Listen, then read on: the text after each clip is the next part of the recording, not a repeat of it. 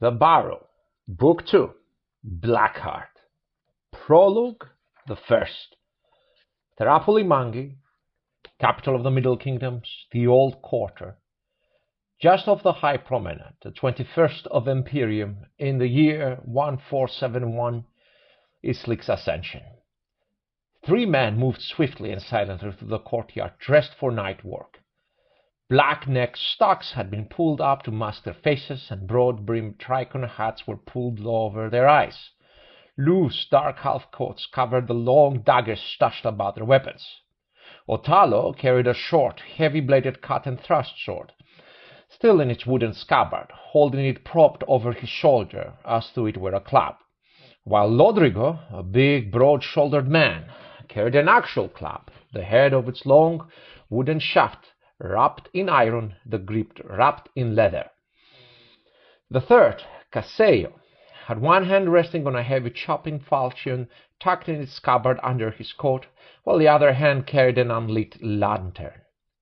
According to the city's law of arms, they could all be arrested for bearing weapons above their station, as only knights or the appointed members of the city watch were allowed to carry anything larger than a dagger within the city walls. But as they were intent upon a long night of murder, that was the least of their concerns. Otalo spotted the arched doorway that they were looking for and moved towards it, boots soft on the cobblestones. Lodrico and Casello took up a position on each side of the door as his hands rested on the handle. Otalo held his breath and then pushed on the door. Normally, at this hour, it would have been barred from the inside by the building's porter, but pains had been taken to assure that it would not be, and thankfully it opened, albeit with a creak that sounded loud in the dark. He breathed out and nodded to his companions. "Second floor, first apartment to the left," with the sign of a magpie drawn upon it, he whispered. He was pretty sure they would have remembered the location of their target, but it paid to make sure. The 2 men nodded, stilling themselves. "Right," whispered Casello as he drew his falchion. "Let's not tarry." "Aye," whispered Lodrigo. His eyes had a perpetually sleepy expression about them, as though he was only half awake. "King's fortune smile on us. Time's a-wasting when there's someone needs killing." Otalo grunted as he drew his sword and held it in his right hand, the wooden scabbard in his left. Always bring the right tool for the job. Therapoli as a city, while not as decadent or unmannered as the great cities of Palatia Archaea to the north, or the Hemapoline League of Cities to the east, or even Avella, the immortal city, capital of the Empire of Thessagola to the south, could on most nights claim to present itself well to the adventurous traveler. Even into the dawn hours there will have been lights and revelers and the smell of roasting meat and fried fish by the Forum.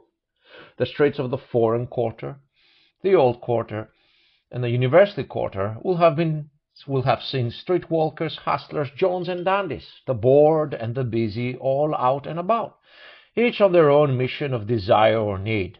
The night patrols of the city watch will have passed by, calling out "All's well" to any that care to hear them. On most nights, the command had come by whisper and rumor, filtering into the ears of the night patrols of the city watch for the 3rd evening in a row. The guild stay of the streets. And like the rats and cowards they were, most of his fellow watchmen had exchanged glances with each other and nodded silently, and stepped off the streets and into guardrooms and tavern halls and brothels, and shut the doors tight against the chill night air. And so, for 3 nights in a row, they had left the city streets to the tender mercies of the very criminals they were charged with protecting them from, left them filled with tension and the whiff of fire and ash, the eerie silence punctuated by distant shouts and screams. Most of those in the Old Quarter, not forewarned by whisper and rumor as the dusk maiden rose and night fell, would still have felt it in the air, and locked their doors and the shutters to their windows, and cowered in the dark with candles and prayers and sharpened knives for company. and they will pop their heads up the next morning and survey the damage done and listen to tales of squads of thugs and assassins breaking down doors and dragging men and women screaming into the night, a growing roster of the missing and presumed dead, for their bodies had simply vanished. Even during the day, everyone had been walking careful past the gutted ruins of the sleight of hand, once the old quarter's most notorious brothel, now a shattered smoking wreck. A campaign of terror and murder and intimidation operating right under the noses of the city's watch, indeed seemingly with the tacit approval of at least some of its commanders. An indictment of the corruption endemic to the watch and to the city, plainly visible for all to see, and yet most of his fellow watchmen were content to shrug and drink their warm beer. But not him. Oh no, not Conrad Theorodrum. "You've always been too proud for your own good, Conrad," said Baldwin, cheerily hoisting a glass. "I mean, it's too bad about the sleight of hand. I'll miss that place, but I guess that's what happens when you don't pay your dues to the guild." "We are charged with keeping the High King's peace," Conrad said, "and now we stand here and do nothing." Old weary Lars shook his head. "Look, compromise is how this all works. Otherwise it'd be war between the guild and the watch." Baldwin nodded heartily in agreement. "Compromise," Conrad fumed. He looked around the bar of the Horn and Hound. Most of the other watchmen avoided making eye contact. "Compromise? We're told to look the other way, while the guild murders and steals in the night with impunity. That is not compromise, that is capitulation." "Don't mess it up for the rest of us, you asshole," said Lars in a low growl. "Leave it alone." "A pox take you all, gentlemen," Conrad said in reply, and he stormed out of the Horn and Hound. He supposed he was proud, and what of it? He had never been a knight. He had been born into the wrong family for that, a minor offshoot of the line of Theodrum, long separated from land or title. But like his father before him, he had found the cause of service in the city watch, and wore the colours of High King and city with the same pride as if they were a knight's sigil. And who knew what luck and fortune might bring, should he distinguish himself at the right moment in the right company in the view of a peer of the realm? Knighthoods had been granted before for bravery and action in the field. He had heard the stories, seen men ride by that it had happened to. He had a flash of guilt and of anger, for this was as much a cause of his discontent as any more high-minded purpose. Sitting stuck behind a locked door while just outside murder was being allowed to happen meant that he was being robbed of the chance to display his worth, and injustice layered on injustice. Standing on the eerily deserted High Promenade by himself, however, and looking out into the equally deserted High Plaza, he had to admit that suddenly he was not sure that this was such a good idea. The three men slipping into the ground floor of the tenement building off Push Square on the High Promenade were Amorans, and through dress no differently than the Danians and Aurians who dominated Therapoli, they were part of an easily identifiable minority in the city, black and brown of skin in a sea of pale and tan, their black hair curled and kinky, with broad lips and strong noses. They were considered immigrants, though all three had been born in the city. Otalo was himself perhaps the closest to being a new arrival, as his parents had settled in Therapoli only a few years before he had been born, but he spoke the middle tongue without a hint of accent. Caseio's family had been in the city for 2 centuries, and lighter-skinned Rodrigo's father was a Danian, a seller who had fallen in love with an Amoran woman from an old merchant family on Old South Road, and settled with her in the foreign quarter. As Amorans, they often had to be careful about where in the city they went and when, as in some quarters their kind was not welcome.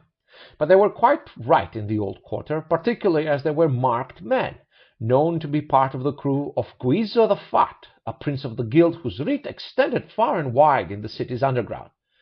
The old quarter belonged mostly to Bud Mowbray and the Gilded Lady and their lieutenants and dependents. But they and Guizo were known allies, and Guizo's men were often welcome there, and on this night they walked the streets by express invitation. A dozen of his bravos were back on Downland Street helping Peter win Grimm's men on a door-to-door, and a half-dozen more had helped Mowbray's men kick in the door of a tenement 100 paces away on the High Promenade, almost by the aqueducts. Othello was in the lead as they softly took the twisting stair up to the first floor, his eyes peering into the darkness above. There was a new moon that night and no windows into the stairwell besides, so Cassio had lit and hooded his lantern a few steps behind him. In some old tenements the stairs were made of stone or brick, but in this one they were of wood, and he winced with every inadvertent creak. Creak, creak, creak. At each small landing he had to step over several sleeping bodies. Othello scanned the sleepers quickly. It would not do to be taken by surprise, and they looked right, smelled right, which was to say all wrong, even through the smoke. He hit the first floor and spent a moment listening to the sounds from the hall stretching off on each side before he turned into the stairs twisting up to the inky darkness of the second floor. Several more sleeping drunks littered their path. He had almost reached the top of the steps when he paused. The last huddled body wrapped in a blanket was a child's body. He caught the glint of an open eye in the hooded lantern light. The tip of his sword came to hover for a moment a few inches from that open eye, and then he raised the blade upright. "Is she still there?" he whispered through his talk. The child nodded and closed its eyes. Othello stepped onto the second and last landing. His eyes swept right and then left, but by the starlight from the open windows at each end of the hallway they were empty. Slowly Lodrico and Cassio joined him, Cassio hanging back and looking behind them down the stairwells. Othello and Lodrigo crept down the hallway to the left until they reached the first set of doors. Cassio finally came after, his hooded lantern bringing the hint of light. Faintly visible on the door to the right was a small chalk drawing of a bird. Othello and Lodrigo frowned. Lodrigo cocked his head and quizzically indicated the door with the drawing. Othello raised his shoulders in a confused shrug. Second floor, first apartment on the left, with the sign of the Magpie drawn upon it. The report had been clear. But then it should have been the door on their left, not their right. Othello beckoned Cassio closer, and as the lantern-bearer approached, he stepped silently in front of the door on the left and inspected it closely. Despite the faint glimmers from the light, he could not see for shit in the dark, but he tucked the wooden scabbard at his right arm and ran the fingers of his now free left hand over the surface of the wood. They came away with a faint feel of chalk on his skin. Someone switched the signs. But who and when? His face crunched in anger, wondering about the sentinel on the stairs. He stepped back and pointed at the left door and then at himself. He pointed at Lodrigo, then to his own eyes, then to the door on the right. Cassio and Lodrigo nodded, hefting their weapons and the lantern. He took a deep breath, shifting the wooden scabbard back into his left hand, happy at the feel of a weight in his grip. The heel of his boot landed square where the latch lock of the door would normally be, and the force was enough to splinter wood and send the door swinging open into the utter darkness of the chamber beyond. He barely had time to congratulate himself for getting it on the first kick when he was through the door and almost impaled on a blade thrust from someone waiting in the dark. He parried just in time and drove the point down into the wood of the floor, his movement carrying him forward as he riposted automatically, the movements ingrained in him by years of practice, and the tip of his sword found a soft body. Someone screamed, "Ah!" A man, he thought. He heard a crash behind him and shouts and the sound of metal on metal, and he had time to think, "We've walked into an ambush."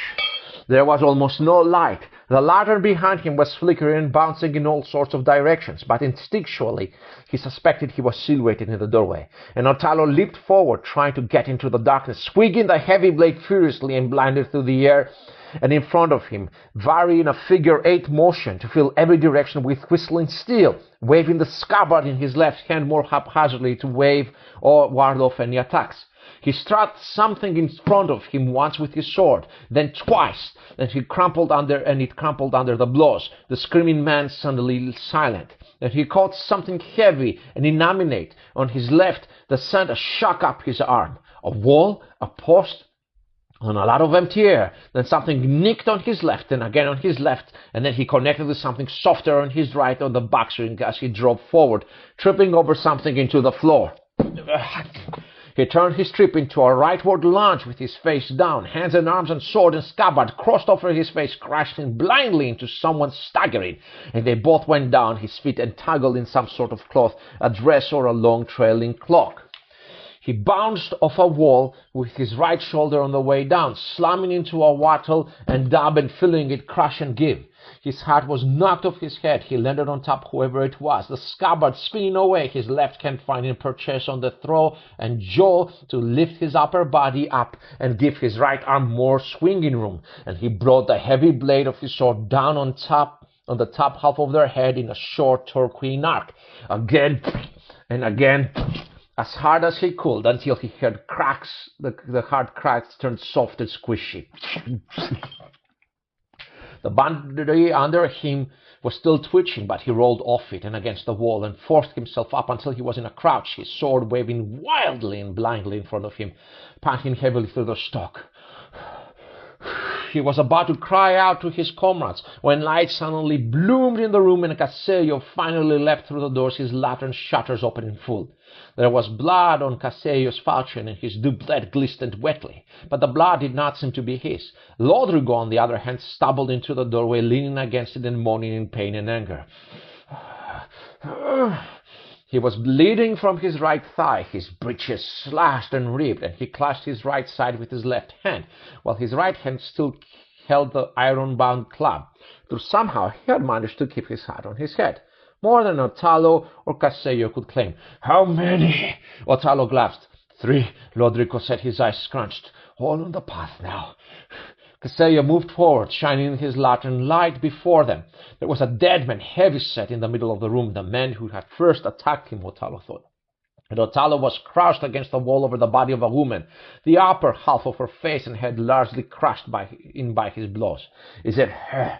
Casello asked eagerly, bringing the light closer. Otallo crouched further, wiping the sweat from his eyes. "No," he said with a grunt. "Can't recognize her anymore, but her hair is dark and naturally so, by the looks of it. She's Danian, not Aurian."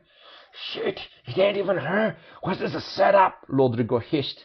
He pulled his neck stock down, revealing his round, fleshly face. "She was supposed to be alone, so who in the sex hells are all these people?"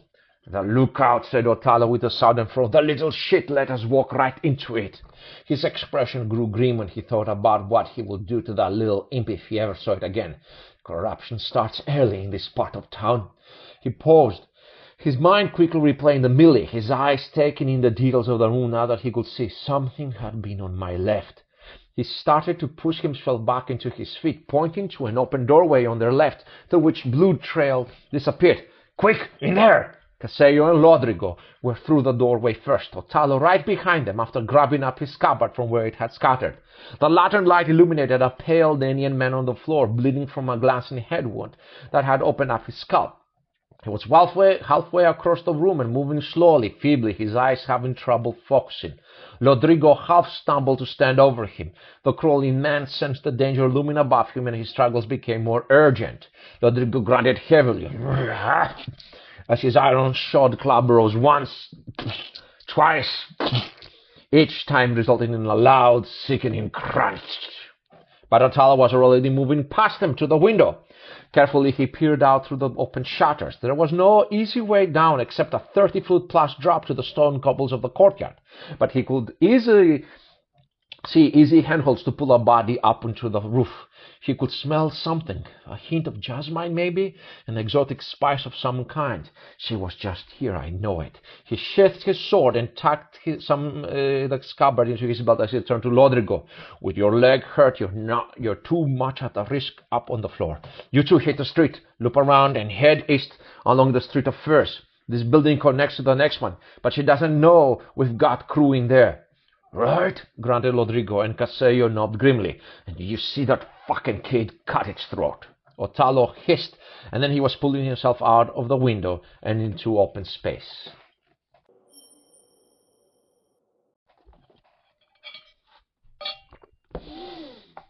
Fear was not something that Connor liked to admit to. No man ever did, even the smartest and most honest. But there was no question that a palpable sense of dread of something waiting and watching permeated the city streets. Where normally the university quarter would have been bright and bustling, all was instead dark and quiet, the watch lamps extinguished and the cobblestones deserted.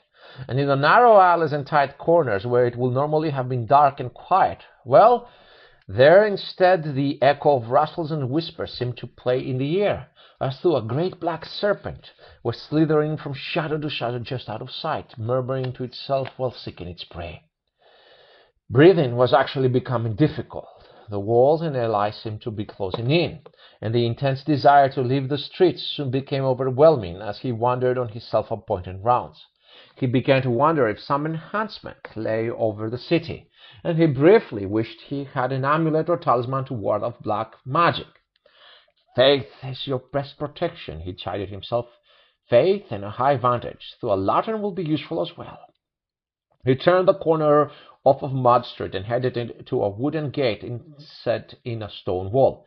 He knew that in the small alley behind it there was a stone staircase, sometimes used by the watch as well as the guild, he suspected, to get up to the roofs of the buildings on that block, some of the oldest in the quarter. The gate was never locked, and in a few short heartbeats he was bounding up the twisting stone steps until he reached a stone walkway that encompassed the peak of the slate-tiled roof. He leaned against the crenellated parapet, sucking in the crisp night air, as though he had been drowning. When his head finally cleared of panic, he looked up and out over the rooftops of the city. He spotted the sign of the serpent ruling in the first house of the celestial path. Like many city dwellers, he had only rarely paid attention to the passage of the great signs in the sky above. He had been born under the sign of the Draugr. He had, and he knew it had entered into the third house, on the wane, but still a reasonably propitious place for him on his endeavors. But he had not been to an astrologer in ages, considering there used to be a sign of poor moral character. His eyes, accustomed now to the starlight, swept over the rooftops. The great bulk of the main university building rose up in the south, its bell tower the highest point in the city except for the High King's Hall and the topmost spire of the great temple of the Divine King, both of which he could see in all their glory rising out of the high quarter to the east. Another source of pride that, to be part of the city watch for the university quarter, even if he himself had never attended the university, for it was one of the oldest in the world, a place of storied history, and of great power in the politics of the High King's Court and the Middle Kingdoms. I am the guardian of a high order, he liked to think. He began to wander from rooftop to rooftop, following the stone walkways at some moments and clambering up the peak roofs to scan the nearby streets and other building blocks from his perch. Even in the dead of night there should have been noises, lights, students and magisters working late or carousing loudly in the streets. But instead the city was a pitch-black silhouette and eerily silent. For a moment he could imagine that he was alone in an abandoned city, the world ended and him forgotten. Fear clenched his spine, and then he laughed and shrugged, drawing himself upright and throwing his head back. And will that really be so terrible? The city is filled with deviants and criminals, the sick and the insane, and once noble folk who have forgotten their proper place and now consort with the unclean and the impure. Let the Divine King set his curse upon this place. Good riddance to bad rubbish all. If nothing else, Othalo had a gift for mayhem. Hearing of the growing Amoran community in Therapoli, his father and mother had braved the ship journey over the Mera Argenta. They had opened up a small storefront serving street food from back home, their traditional stew-filled pastry called tagina malshuka, fried fish and vegetables, margaretine, flatbreads, alongside a new creation of their own making, flaked pastry triangles filled with potatoes and spinach, a tasty leaf unknown in their homeland. His father was the baker, and his mother was the cook, singing a moron folk songs as she bustled in the kitchen, and they had certainly been well received by the Amorans who had found a home in the foreign quarter. The native Dalians and Aurians had been a different matter. His father had weathered their japes and jokes, their cruelty, and occasionally their beatings over the years, but his spirit had seemed unbroken. "You have to be patient with them, son," his father used to say when Otalo was very young. "This is a great city, a fine city, a place of marvels and opportunity. There's money to be made here, and a life to build." Even though he never seemed to make as much money as he hoped, the optimism dimmed a bit after their shop caught fire mysteriously, and then their landlord, a Danian man, had accused them of being responsible. They had been forced by the merchant course to work for their landlord to pay off the damages of the fire. After years of hardship, the city had slowly broken his father down, at least physically. His spirit was now fortified by a love for the bottom of a bottle. Even when his mother had finally given up the ghost and went to find her ancestors, even then his father's optimism did not disappear entirely. "You have to be patient with them, son," his father could still whisper in between drinks. "Trust the King of Heaven to open their hearts." Growing up and watching the struggles of his father and mother, the straight and narrow had never appealed to Otalo. His had been a misspent youth, fighting on the streets, his game only partly by choice. He was not the biggest or strongest brawler, but he was certainly one that got the job done. He had spent a fair portion of his younger days in and out of the city's jail, and when the great crew of a guild prince had beckoned, and one led by Namora no less, he had leapt at the chance and found himself a tentative place in the city where his father, playing by more polite rules, had not. It was not a safe place exactly, but it was a place where he could on occasion vent the anger and rage he felt inside him, and for that he was exceedingly grateful. Occasions like this night. His heart beating fast, Otalo moved quickly over the peaked roofs of the tenement, his boots soft on the terracotta tiles. It was the night of the new moon, the dark gate between the worlds open and tended by the goddess Jara Luna, a moon worthy of a night filled with murder. By starlight, he followed the roof around to the eastern side of the building, and there the upper floor jutted out over Hagel Street and connected to the larger sprawling tenement next door, forming in effect a great arched getaway over the entrance into the dark heart of Bud Mowbray's territory. It was topped by an ornate cupola. Otalo felt a grudging respect. It had taken some serious balls for the quarry to hide here by herself under a prince's nose, as it were, though admittedly hiding more or less in plain sight was an old trick. He worked his way over the street, briefly distracted by wondering who dwelt in the chambers of the arching extension, as it suddenly struck him as an interesting place to live, suspended over the hustle and bustle, and then stepped out into the roof of the next building. He scrabbled to the top of the nearest roof peak. Ahead of him, the building shaped itself around a set of alleys, and beyond he could see the upper level of the aqueduct and the looming rise of the university quarter. "That's where she's going next. She's going to ground in the maze of the quarter." He groaned at the thought. He clambered forward and down until he was at the edge of the roof, peering down into the inner courtyard, an alley that ran through the center of the building complex and out the back. He could see dormer windows on the roof where the building fronted on the high promenade, and some appeared to be open. But he also knew that Bud Mowbray's men and others from Guiz's crew slid through its hallways searching for their own quarry. He could hear the occasional muffled shout or scream from within the dark shape of the tenement. Far better to be predator than prey, or worse yet, still bystander on a night like this. If she went in there, she'll soon be caught. He glanced to his left, looking for a way off the roof, and spotted a drain pipe that led from the gutters down towards the alley. As his gaze followed the pipe to the ground, he spotted a furtive movement at its base, someone ducking around the corner and up the part of the alley that led to the street of furs. He was hit by the same scent from before. Otalo cursed quietly, and he scampered to the corner of the building complex, shooting his sword as he went. "King of Heaven, help me," he whispered as he dropped into his chest, feeling for the pipe. And then once he had his hand on it, he swung his body over the edge of the roof into the air. His heart in his throat, he started working his way down. He hit the alleyway with relief and set off in a crouched run, sword in one hand and scabbard in the other, wary of too much speed in the dark. He was on the street of furs in a few moments. The cobblestone way was surprisingly quiet. Even on a slow night, the taverns and whores would have been indulging in a lively trade there. But this night every door and window was shuttered, the street utterly silent except for its own heavy breathing. He paused and then spied a shuttered light moving towards him from his left. "Sorry," came Casello's whisper. "Rodrigo's moving slow." And sure enough, Rodrigo lumbered up a breath or two later in a limping gait, ginger on his cut right leg. Otalo called. "His wound's worse than I thought. Perhaps poison." "You did not see anyone." They shook their heads. He looked around. An alley opened north, and that was surely tempting, but the street of Furs continued to the east, where it met the aqueduct and rose into the university quarter.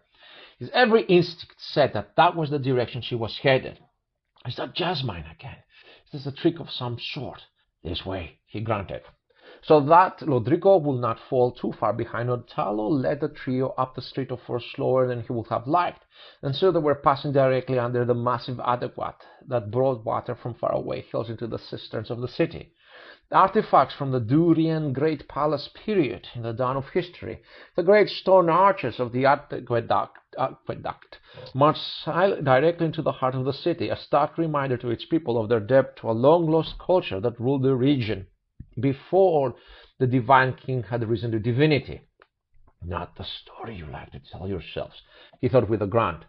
Once past the aqueduct, they officially entered into the university quarter, and the street narrowed and became stepped as they bounded past staggered oaken doors recessed into the stone walls. Otalo was a bit winded by the time he reached the top of the steps. The narrow street split left and right at the top, and he stopped and waited, found his breath again while Casello and Rodrigo caught up. Rodrigo was having trouble with the rise, and Casello had slowed to give him light and aid.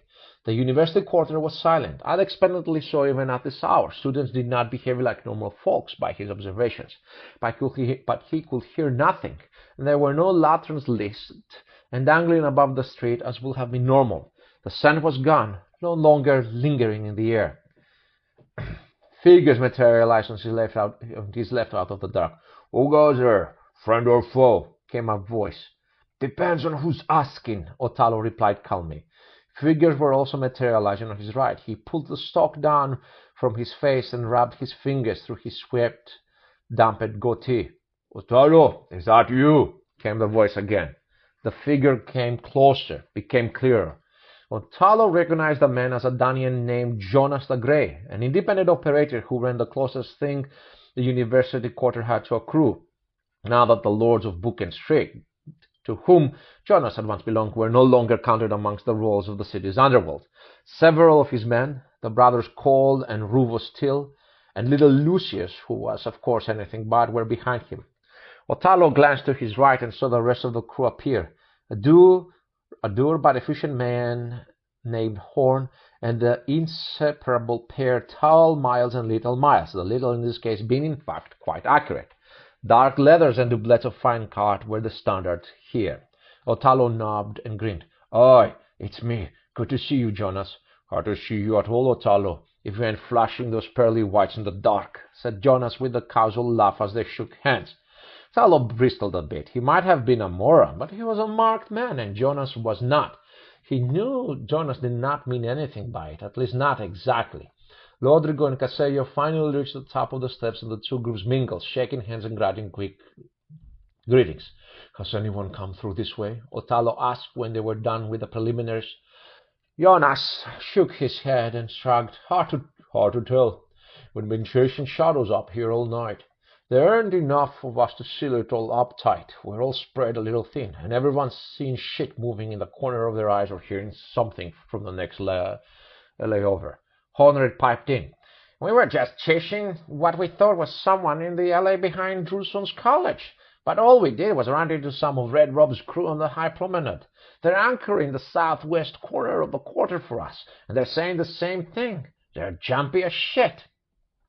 "Ghosts of the quarter are acting up tonight," said Cole Till glumly, and to a man they all spat on the side and made warding signs in the air. When he was done making the signs, Otalo's face was tight. Red Robe Aspirin has been blacklisted by the guild. Jonas shrugged. I ain't the guild. And this is all hands on deck, that is. And it has been since the Night Lord Arduin's midnight ride. Fine, no time to argue, and too much talk already. Otalo's face took an even grimmer cast. I swear on my bones Aquaray fled. This way. He turned to Horn. You thought you saw someone in the back of Druson's. If you missed them, what other way could they have gone? Horn thought for a moment, but it was little Miles that piped up first. There's a stairwell. It's a shortcut through the wall into the university hill. They couldn't likely go towards the front of the university. The gates guards are there, so I'd have to cut around to the north side of the quads. They were all at a run even before little Miles finished speaking. Horn leading Otalo south, then east through the narrow streets, while Jonas split some of his men off and took them the north way around. They came up quickly on the back of the gullet of the globe, its massive cupola silhouetted against the night sky above them, and Horn led them left and around it to come up on the rear side of the main university building, while the two Mileses went down towards Druson's college and up through the stairwell in case someone was hiding in them. Otalo never failed to be impressed by the exterior of the university. It was the second largest single building in the entire city, second only to the Forum, and the Forum was just one ground level, while the university loomed several stories high. He had never been inside it. Only a handful of Almoras from the city had ever been sponsored for study within its halls. He had learned his letters. Guzo had made sure of that. Easier now that the arrival of printing press had meant a growing availability of books and brochures throughout the city. But he was not fool enough to compare his meager book learning to that of the men educated at the university. Great walls of smooth stone formed the base of the university quad, unbroken at ground level on most exterior sides except for small inset iron doors that were almost always barred from the inside, with great glassed windows only on the upper level of the building. The main entrance was on the southern side, stairs up into the interior quads through massive gates flanked by statues of some of the university's patron founders. But as little Miles had noted, they were constantly guarded by reasonably vigilant constables, and if rumor was true, by spirits and magic as well. The two Mileses rejoined them, and they all jogged along the street alongside the wall, strung out a bit with limping Lodrico still bringing up the rear, their eyes mostly on the buildings opposite the university, shuttered shops and storefronts on the ground level, and what Otalo guessed will be apartments for students on the upper levels. Horn held up a hand. A great set of bronze-bound doors yawned open in the most imposing edifice on the block. They slowly approached it warily. What is this building? Otalo whispered. Horn stopped by the open door and pressed himself into a stone lintel. Quarters for many of the magisters, owned by the university, he whispered back. He was frowning. Doors shall be barred for the night at this hour. Otalo looked up the front of the building. Rosettes and other ornaments were carved into the stone facade. He stared for a moment at the head of the lioness, a sign of Hathala, the goddess of vengeance and the jailer of hell. Strange for a university building. He frowned. This does not feel right. She didn't come this way. Right. Find the right porter. Find out why the door is open, he hissed. We'll keep it quiet. Catch up with us when you can. Horn nodded, and he disappeared inside the doors with the two Mileses. Otalo, Casello, and Lodrico moved slowly up the street. When they reached the end of the block, his instincts said to turn left, and when they reached the next corner, left again. He started to wonder about where Jonas' territory ended. He knew they should be very close to Mud Street, where the squire held sway, and once across the King's Road and into the High Quarter, that would be the territory of the Red Worm, a full-fledged prince of the guild. The squire has gained his mark in the guild from Bad Mowbray, and so he could be counted on to do his duties, but the Red Worm was a rival to Mowbray and Guizo both, and Otalo was about to turn right when he froze. Scabbard held out to the side to warn his fellows to stop. He sniffed the air deeply. Jasmine again. Whatever it is, strong this time. He crept forward down a dead-end alley to a small square behind the magister's quarters. and a large carved door waiting in between two shuttered shop fronts. He looked at it for a moment, then reached out and gave it a small push. He stepped back to the side as it swung open silently, revealing a dark passageway. Far too many doors open around here. Jara, the dark moon door between worlds, laughs at us. He turned back to Lodrico. The man was sweating and grimacing, leaning against the shop shutters next to them. Wait here for Thorn or Jonas, then come in with them to back us up. Yeah? Lodrigo nodded grumbly. Sorry, boss. Otallo pulled his stock bat over his mouth and nose, and then moved slowly into the building's ground floor. Casello following and opening up the shutter on his lantern a little to light their way. The stone hallway slid off into the dark, and a stone staircase led up. The building was old, certainly as old as the Magister's quarters next door. Otallo paused at the staircase, and with a nod of his head indicated that was the way they would go. How do you know which way she went? Casello whispered. Do you smell it? Otallo asked. I think it's jasmine. Smell it back where we got ambushed. Casello frowned. I don't smell anything. Otallo sighed in exasperation. Come on then, just follow me. He was certain of the scent now, faintly lingering before him, leading him on. A small voice in the back of his head said trap, but he pressed on regardless. The first floor landing was empty. Short plastered hallways angling off to individual apartments. He wondered how many people lived in the building. It felt empty, deserted, like an ancient ruin, but common sense told him that the students and their magisters would pay a pretty penny to live near the back of the university like this, so it should have had plenty of tenants. His nose and his instincts were telling him up again, and so he looped around to the staircase to the second floor and padded softly up the steps, Casello closely behind. They had stepped out into the second-floor landing when the scream saved them. The scream had presumably been intended to startle him, freeze him up, make him flinch or step back, panic. Instead, after years of fighting, all he did was react, jabbing out with a wooden scabbard, catching the desperate man leaping out of the darkness with sword held high. Ah! Otallo's scabbard struck the man square in the apple of his throat, abruptly ending his scream with a squelch, and then the hall was filled with fury and clubs and daggers and fists. Trap again. He had time to think. Otallo laid about him with both sword and scabbard, not bothering with trying to aim, just intent on clearing some space around him as he was buffeted by bodies and blows. Casello's lantern hit the ground and rolled, sending a gout of oil flaring up. Otallo could not see what had happened to Casello himself, and he did not have time to look as someone was trying to get him in a headlock. He grunted as he took a couple of blunt blows across his back, trying to drive him downwards, and he sent Sharp still dangerously close, questing for his innards. Urgently, he shook two bodies off him, slamming one of them into the plaster of the wall, and then bringing his sword down repeatedly on the other, before leaping forward to backhand a dark shape with his wooden scabbard. The hallway behind was getting brighter. Something was on fire. A shape clawed into him from the side, a sharp dagger slashing across his doublet, but thankfully not getting much past the thick outer layer.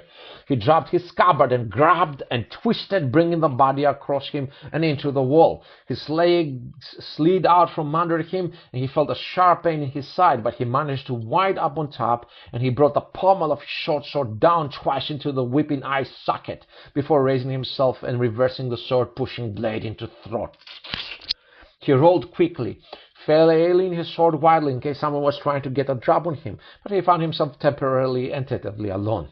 Behind him, part of the wall was now aflame, silhouetting several struggling bodies as Casello tried very hard not to die. Otallo staggered to his feet, preparing to charge, and could only watch in relief as Horn came flying up the stairs and into the mast, a steel-hafted small axe flashing down into someone's bald pate, instantly splitting it open.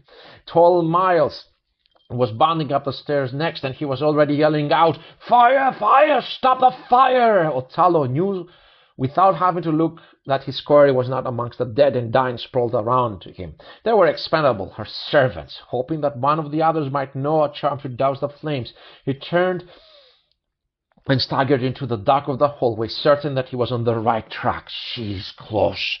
A twist and a fumbling turn, and he found himself opening a door out into a covered stone walkway that ran around the inner wall of the building's tight L-shaped interior courtyard shaft.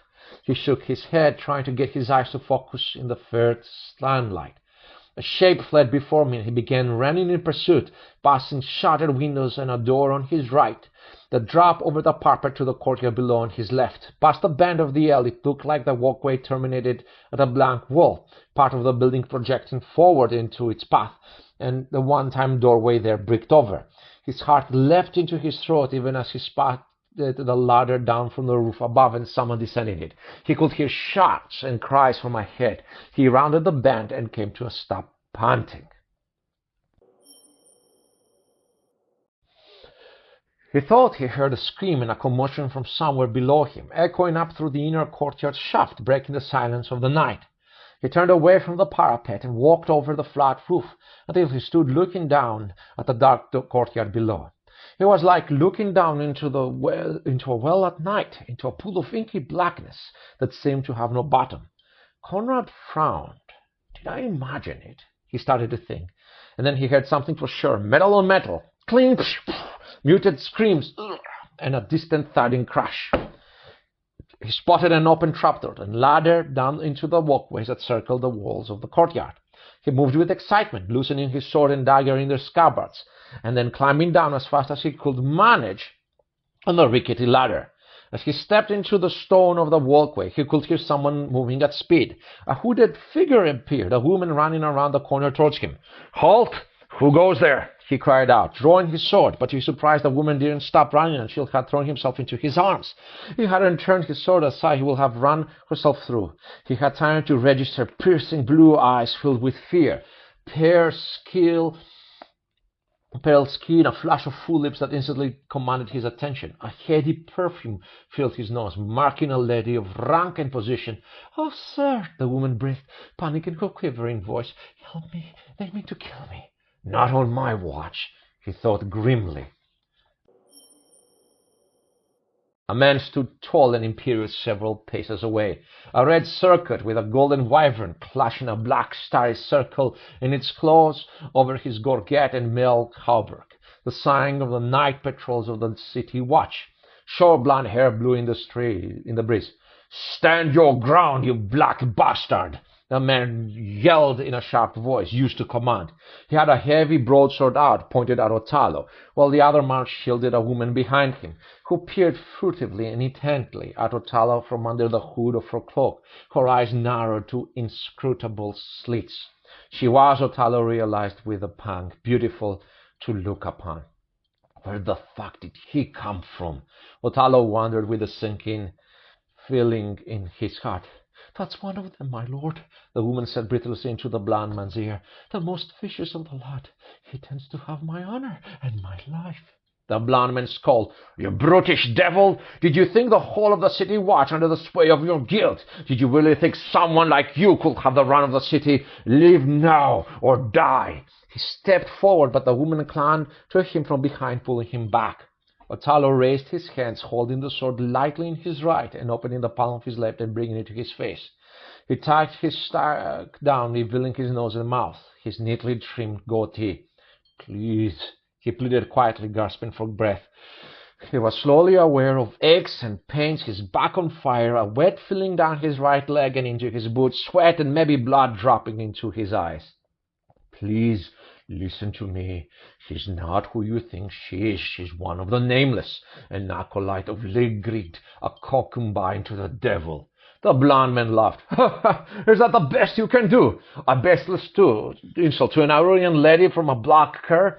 Your words reveal you for the low character you are. On your knees, dog!" Otallo heard a commotion from behind him. Someone's moving quickly on the stone walkway. He felt very tired all of a sudden, and could only hope it was someone on his side. He heard Jonas' voice ring out angrily. "What are you doing, you fucking fool? King of heaven, man! She's one of the nameless!" Otallo could see the blue man looking past him at Jonas, throwing confused, the wheels stirred, and comprehension slowly dawning on him. Otallo thought his heart would break. "No, please," he thought. "No, not like this." The hooded woman caught Otallo's eyes and held them. Hers were a piercing blue, and he thought them amongst the most striking that he had ever seen. She smiled at him as her head came up and around in the front of her would-be protector's throat, and her sharp, glistening dagger cut him open from ear to ear, right under his chin, right above the plate of his gorget. She started to laugh. A rich laugh of deep, ancient pleasure as blood sprayed from the cut in a hair arc, and the watchman's eyes went glassy. His broadsword clattered to the stones, and he gurgled as he slumped and fell, his empty hands clawing at the parapet. Tallow launched himself the last few yards, leaping over the struggling, dying watchman, and slamming the woman back and up into the ladder bolted into the wall, her head cracking into one of the iron rungs, the force of the collision enough to send her dagger flying.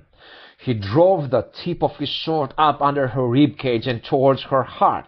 She coughed blood into his face and focused her eyes to sneer at him, still laughing.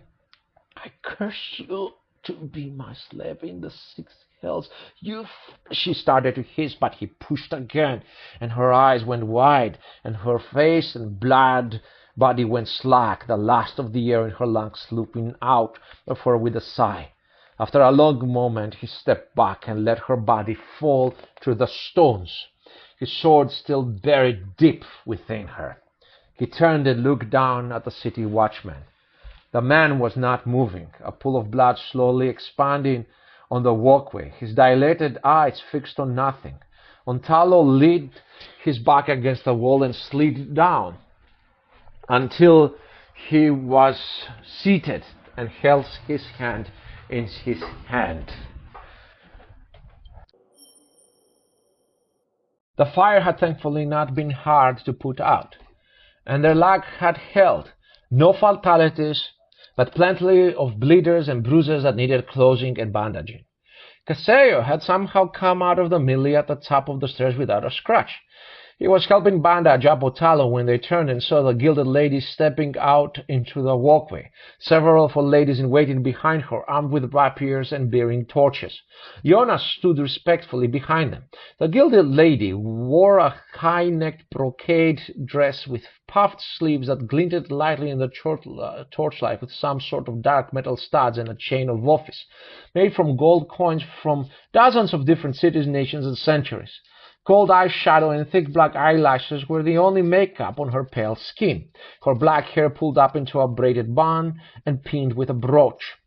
Under the collar of the dress, Tallow could see a black choker over her apple, and he thought back on all the times he had heard Guizo talk about the good old days, back when she was a man named Cole the Killer, back before she called herself the Gilded Lady. He and Cassio bowed deeply. "Master Galuesi, is it her?" asked the Gilded Lady in her deep, instantly recognizable voice. "The last of Lady Siobhan's known acolytes?" "Lady Alas Thordur, if I am not mistaken," said Tallow grimly, coming up from his bow. Bud Mowbray and his men had gotten to the High Priestess herself on the first night, when the butchery had been hardest and fiercest, and it had been all cleaned up ever since, hunting the nameless they had slowly and secretly identified over the preceding winter months as their quarry went to ground. Ariadesma said she'd be a hard one, and sure enough she had time to organize a couple of ambushes for us, which you appear to have won through in your usual fashion," said the Gilded Lady with a demure nod of her head. "Well done, Sirrah. If the reports from the other crews are accurate, then we've gotten as many of them as we're likely to get, and the rest will melt into the shadows and flee the city at first chance. Your man Rodrigo will live by the by. My ladies-in-waiting are sucking the poison out."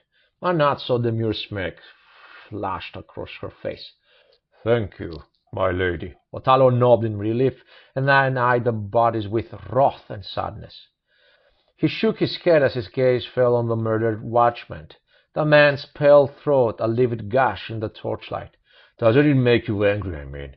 We're hunting the fucking nameless for them in the night, and here's the kind of man that would spit on us in the cold light of day." The Gilded Lady smiled. It will make me angry if we were doing this for them. But we're not. We're doing this for us, for me and mine, for you and yours. No man or woman is safe from the nameless. But they stalk the margins and the shadows more than most, the places where we live and walk. When they want a child to play with, it ain't usually some nobleman's son that goes missing. When they're looking for fresh cream to work over, it ain't usually some high-born lady that wins up pulped and bleeding out. No, we are their natural prey. The peasant, the commoner, the dispossessed, the poor, the weak, the criminal, the dregs. And if we don't protect our own, we know sure as the 6 hells that they fucking won't, she said, kicking the dead watchman in the shins for emphasis. She turned away and then looked back over her shoulder. Do not spend another moment mourning that man. Jonas told me what happened. He made a choice and he paid for it. It's no one's fault but his own. Dispose his body as you wish, and give my best to Guiso. She turned and disappeared into a building as Jonas stepped out onto the doorway with the tills in row. Right, he said cheerfully, rubbing his hands together. No point fucking around. The dead aren't going to throw themselves away in the night and getting any younger. Ottalo glanced at Casello, then with a baleful expression looked down at the dead watchman. In the end, Ottalo could not bring himself to simply disappear his body with those of the nameless. So they left him there, his throat open, his lifeblood poured out in a great puddle around him, to be found by whoever came to investigate the noises during the night. At least then he would get his funeral pyre, and the prayers of his family and temple and comrades in arms in the city was to guide him to the path of the dead. And as to his fate, when he reached the place of judgment and stood before the judge of the dead, well, there was nothing Ottalo could do about that. If the man had been faithful to the divine king, then an angel would appear and claim him for the heavens. If he had not, then the judge would send him to his appointed place in the other world or in the 6 hells. Celebrations of the purge of a coven of the nameless gods will have to wait. They had left bodies scattered over a swath of the city, and it was the darkest, deepest night by the time they had been loaded into wagons and trundled down to the barge that would take them out to the harbor wall. Morning will find the smoke of fires hanging over the bay from the burning pits there for the 3rd day in a row. It was almost done by the time Ottalo had reported to Guiso and headed home. As he trudged up the steps of his apartment, Ottalo mused about his boss. Guiso the Fat was not known as the Fat without reason. His great bulk had not been seen outside the meeting house in the form in which he sat for many a year, perhaps even within living memory. Ottalo had never seen Guiso anywhere else. His boss was there in the back table of the meeting house first thing in the morning, and still there deep in the night when Ottalo left. He had never seen Guiso sleep or need to take a shit or a piss. That's why he's so fat. He's just storing up all up for when the day finally comes that he decides to get up and try walking again. He chuckled to himself. There was in fact something altogether uncanny about the performance that whiffed to Ottalo of high sorcery. But in truth, there were worse bosses to have, and at least Guiso was one of his own. He started to feel like he was being worn thin, running out of patience, and with Guiso and his crew he didn't need to be constantly on edge. He stepped inside the flat and closed the door as quietly as possible, intent on a soft bed and dreamless sleep, but he heard someone stir in one of the rooms. "Is that you, Ottalo?" The old man's voice came angry and petulant and still drunk. "Yes, Papa," Ottalo said patiently. "I am home."